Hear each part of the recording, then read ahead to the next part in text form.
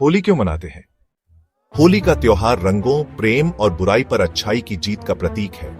इसके पीछे कई पौराणिक कथाएं जुड़ी हुई हैं। मुख्य रूप से दो प्रमुख कहानियां प्रसिद्ध हैं, प्रहलाद और होलिका की कथा तथा राधा कृष्ण की रंगलीला।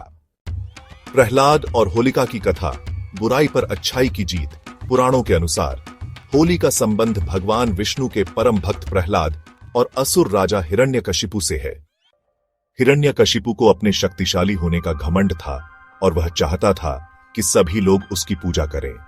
लेकिन उसका पुत्र प्रहलाद भगवान विष्णु का भक्त था और उसने अपने पिता की बात मानने से इनकार कर दिया। क्रोधित होकर हिरण्यकशिपु ने प्रहलाद को मारने के कई प्रयास किए, लेकिन विष्णु भगवान की कृपा से हर बार वह बच गया। अंत में हिरण्यकशिपु ने अपनी बहन होलिका, जिसे आग से न जलने का वरदान था, को प्रहलाद को जलाने का आदेश दिया।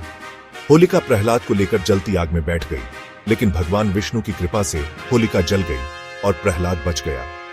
इस घटना की याद में होली से एक दिन पहले होलिका दहन किया जाता है, जिसमें बुराई के अंत और अच्छाई की विजय का उत्सव मनाया जाता है।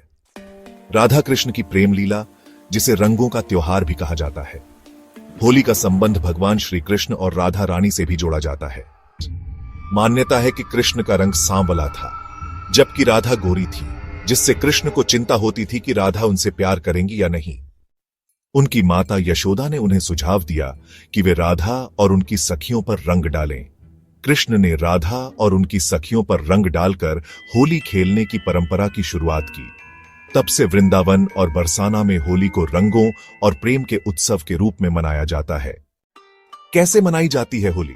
होलिका दहन होली के एक दिन पहले लकड़ियों और उपलों से होलिका जलाई जाती है, जिससे बुराई के अंत और अच्छाई की विजय का संदेश दिया जाता है। रंगों की होली अगले दिन लोग गुलाल, रंग और पानी के साथ होली खेलते हैं। गानों और मिठाइयों का आनंद। इस दिन विशेष रूप से गुजिया, ठंडाई, मालपुआ आदि का आनंद लिया जाता है। होली का संदेश होली सिर्फ एक त्योहार नहीं, बल्कि प्रेम, भाईचारे और बुराई पर अच्छाई की जीत का प्रतीक है।